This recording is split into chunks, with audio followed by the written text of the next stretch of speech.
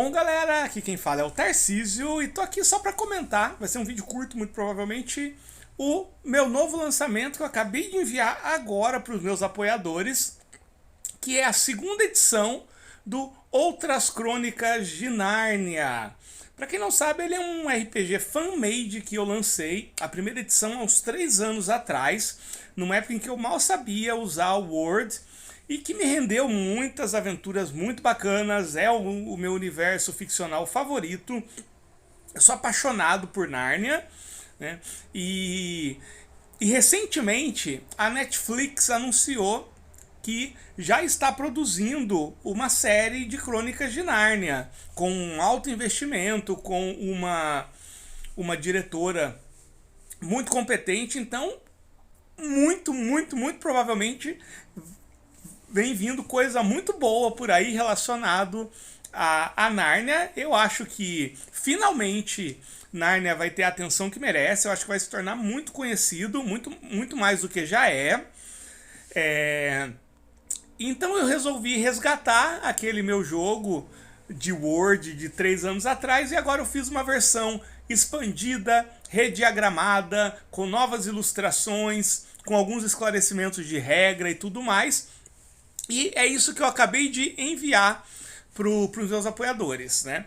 Gente, esse é um trabalho fan-made, esse é um trabalho de fã feito para outros fãs ou para quem quer conhecer esse universo, de repente não leu os livros, não viu os filmes, porque além do jogo, do sistema, ele é um jogo solo que pode ser jogado em grupo, pode ser jogado co-op, e ele tem também um guia de cenário com os principais lugares, descrições dos principais eventos, das eras. Eu gastei muito tempo para fazer essa pesquisa. Então eu tô aqui para mostrar para vocês como é que ficou esse material, tá bom? Se você quiser ter acesso a esse material, como ele é de uma propriedade intelectual que eu não, tecnicamente eu não tenho a autorização para lançar um RPG de Nárnia, ninguém tem nesse momento, eu não posso vender. Então esse material, gente, ele não faz parte da lojinha, porque eu não posso vender. É um material de uma propriedade intelectual que tem copyright e eu não adquiri os direitos, tá? Então ele é um jogo gratuito que, por enquanto, ele tá disponibilizado para os meus apoiadores. Então vou deixar aqui embaixo o link do meu Apoia-se, tá? Então quem quiser ter acesso a esse, estamos chegando a 160 materiais entre RPG, história em quadrinhos, livro-jogo, né? Desenhos, mapas, handcraft, arte, artesanato, tem tudo ali, né? Inglês, enfim, tem muito mapa, tem mapa de masmorra, mapa de dungeon, mapa de cenário. Então é só contribuir ali no meu Apoia-se. Então convido você a entrar no meu Apoia-se a partir de R$ 5 por mês. Logo no primeiro mês você já tem acesso a todo esse material, tá bom? Se você se inscrever lá, é só ir na seção de mural. Então, cada post no mural ele é pelo menos um material, mas tem posts que chega a mandar 2, 3, né? E tem jogos eletrônicos também dentro dos meus universos, tá? Agora então eu convido você a pegar aí uma bebida quente, sentar confortavelmente dentro do seu guarda-roupa e vamos para Nárnia. Vou fazer um geralzão aqui, né? Um walkthrough do documento, tá bom? Caminhando através. Então essa é a capa, porque é o seguinte, o imaginário de Nárnia, de maneira geral, ele é muito invernal. Mas a verdade é que a parte invernal de Nárnia durou pouco mais de 100 anos durante o reinado da Feiticeira Branca.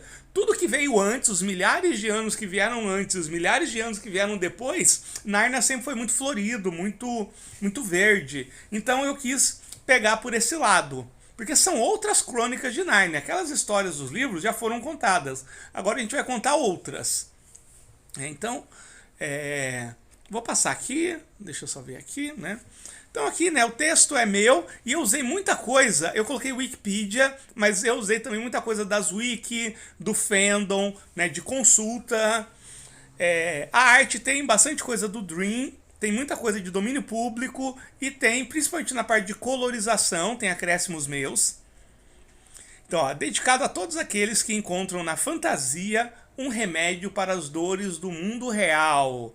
Basicamente, esse é a minha definição de... Não minha definição, né? Mas o que me leva a passar tanto tempo dentro desses mundos imaginários, dos criados do Tolkien, do C.S. Lewis, do Edward Spohr e dos meus, é justamente isso, né? Para ser um alento. É muito importante no meu equilíbrio. Eu espero que esse material também ajude vocês nesse sentido, ou que simplesmente lhe renda boas aventuras. Então tem o sumário aqui, tem tudo. Vocês podem ver que pelo sumário são 3 páginas de temas abordados, então eu tentei fazer o mais completo possível.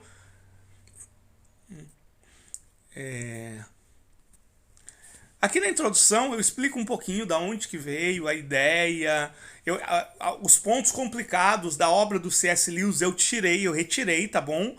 Eu não quero reproduzir, porque por mais que seja o meu escritor favorito, por mais que seja o meu universo favorito, tem algumas coisinhas ali que é muito da época dele e que hoje não encontra mais espaço. Então, eu realmente eu não modifiquei nada, eu simplesmente retirei poucas coisas que tinham ali.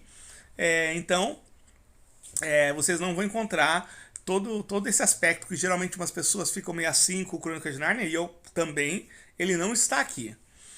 Então tem introdução, bem-vindos. Vou passar aqui, né, só para vocês verem a arte que eu escolhi, a diagramação. Então tá bem diferente da versão original lá de 3 anos atrás. Eu fiz uma boa revisão ortográfica, gramatical e tudo mais, então eu acredito que tá com pouquíssimos errinhos, né, talvez 2, 3 ali de escrita, que era uma coisa que o outro eu não me ative tanto assim, né? Eu fiz muito rápido e nada. Esse daqui eu já tomei bastante cuidado. E eu tentei fazer uma coisa que fosse muito convidativa no aspecto da diagramação, testando algumas coisas aqui. Então ele é um jogo que ele pode ser jogado como um RPG solo livre, e que a aventura vai acontecendo. Ele pode ser jogado no formato escrita, e aí você vai escrever literalmente uma crônica, aí tem todo uma estrutura fechadinha para escrever a crônica. E você pode jogar como um RPG normal, e aí ele tem regras alternativas para testes, né? Ele tem o teste de atributo, depois ele tem testes menores. Você pode jogar com personagens animais ou com crianças ou adolescentes do nosso mundo. E você pode jogar como um RPG normal, seja solo ou em grupo.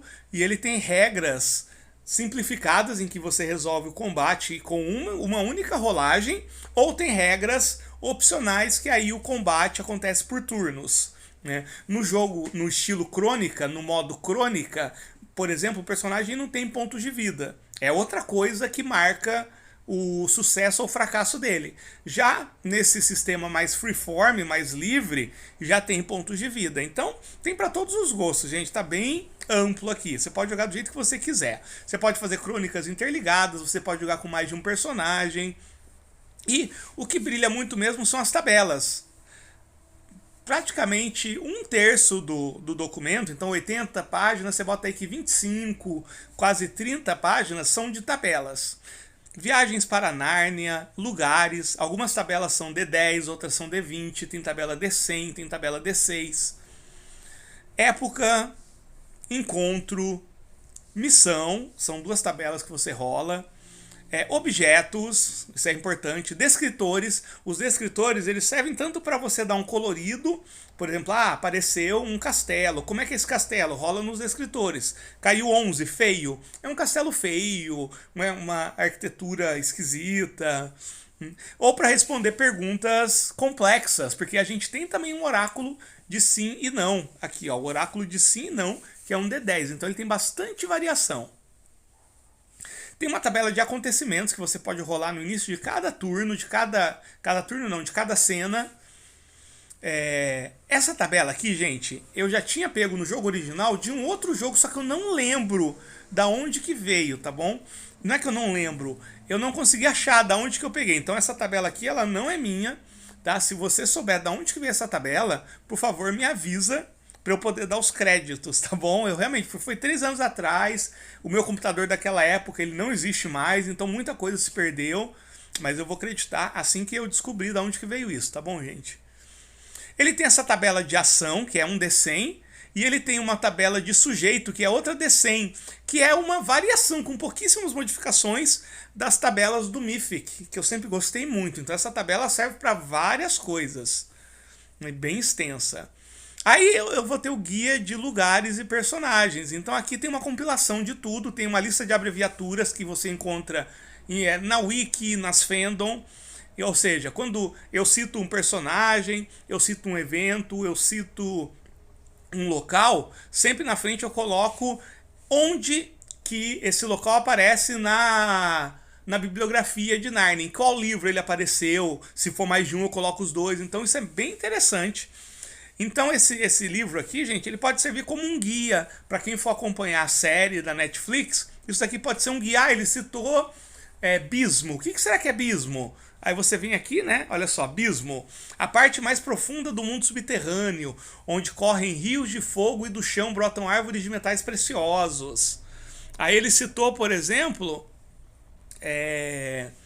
a Dama de Vestido Verde. Então tem uma parte aqui que tem as feiticeiras. E você vai lá, tem a descrição de quem foi a Dama de Vestido Verde, em qual livro que você vai encontrar. Ele citou, por exemplo, o Castelo dos Gigantes de Harfang. Aí você vem aqui, ele vai dizer onde é que fica esse castelo, o que aconteceu lá, em qual livro que vai ser localizado. Então, a parte final desse livro ele é um grande guia para Nárnia. Então, mesmo se você não quiser jogar isso, mas se você está planejando assistir essa série da Netflix, eu super recomendo que você tenha esse documento guardado. Os castelos, quais são os principais castelos, as ilhas, a Calormania, né? Calormane, que é um dos outros reinos, porque na verdade, gente, Nárnia, a gente fala o mundo de Nárnia. Não, Nárnia é um país. É um país de um continente cujo nome a gente não sabe, de um mundo cujo nome a gente não sabe. E é um mundo, é interessante que o mundo das Crônicas de Nárnia ele é plano. E além de Nárnia, tem outros reinos. Tem a Calormania, tem a Arquelândia, tem o Império Telmarino, e lá mais pro oeste ainda tem as Terras Sombrias. É um mundo bem grande e Nárnia é um país dentro desse mundo. Então tem aqui a Arquelândia, as Terras Agrestes do Norte, que é o local dos gigantes, os rios que são importantes, alguns outros lugares, né? Por exemplo, citou o Bosque Entre Mundos. Que lugar que é esse? As criaturas, o que eu gosto de Crônicas de Nárnia é que ele faz um mix de criaturas, desde aquelas mais tradicionais de fantasia medieval, ele pega muita coisa da mitologia e ele traz muita coisa nova. Por exemplo, os Paulamas, que eu acho fantástico essa raça, essa espécie, ela é criação do C.S. Lewis. Você tem os tontópodes que aparecem lá na Viagem no Peregrino da Alvorada, que são fantásticos. Tem muita coisa interessante. Animais mágicos, centauros, os faunos. Aí você tem os humanos, que se dividem entre humanos que vieram do nosso mundo para Nárnia, e tem também os humanos naturais de Nárnia, a lista de todos eles que são citados. Os 7 fidalgos, que eles são nobres que se perderam nas ilhas que circundam, porque além do continente você tem várias ilhas circundando, cada uma com características especiais. Reis e rainhas, os que são citados. Você tem os animais falantes que foram feitos, citados. As feiticeiras basicamente são duas, né? Que é a feiticeira branca, que é a Jades, e você tem a feiticeira verde. E as estrelas, que é com certeza o meu aspecto favorito no que se refere a personagens de Nárnia, que as estrelas, elas assumem formas humanas e elas vêm para a Terra, algumas por vontade própria, outras porque elas foram condenadas por algum tipo de crime que os humanos não têm a capacidade de entender. Então tem várias estrelas, são muito, muito interessantes, que nem você tem Coriakin, que é muito legal. Você tem a Lilandil, que depois o príncipe Caspian casou com a Lilandil. É fantástico isso daqui, é maravilhoso. Os tipos de anões que você tem lá, criaturas mitológicas, né? Você tem o Baco, por exemplo, você tem o Pai Tempo, que é um gigante adormecido no fundo da terra. Você tem divindades, que além do Aslan, você tem o imperador do Alemar, que seria o pai do Aslan, e você tem o Tash, que é uma espécie de deus abutre, que exige sacrifícios humanos. Ele é muito importante no último livro, A Última Batalha. Muito importante não, ele é muito citado na Última Batalha, tá bom? E tem o Grande Conselho, que foi quando o príncipe Caspian voltou para Nárnia e ele começou a bolar uma estratégia de recuperar o reino que havia sido usurpado. Né? Então é isso, gente. Vamos voltar lá no... Deixa eu ver se eu consigo voltar no começo. Acho que não vai demorar demais, né? Deve ter algum jeito aqui de retornar. Será? Não deu certo. Bom, gente, é isso aí então, tá? Então vou deixar aqui embaixo o link do meu Apoia-se. Para quem já é do Apoia-se, corre lá no e-mail de vocês para baixar isso daqui, tá bom? Tô muito empolgado com esse material e, logicamente, eu quero fazer a minha série de Nárnia aqui no canal antes de estrear a série da Netflix. Aí eu quero comparar, tá bom? Então vamos lá, gente. Um abraço, a gente se vê.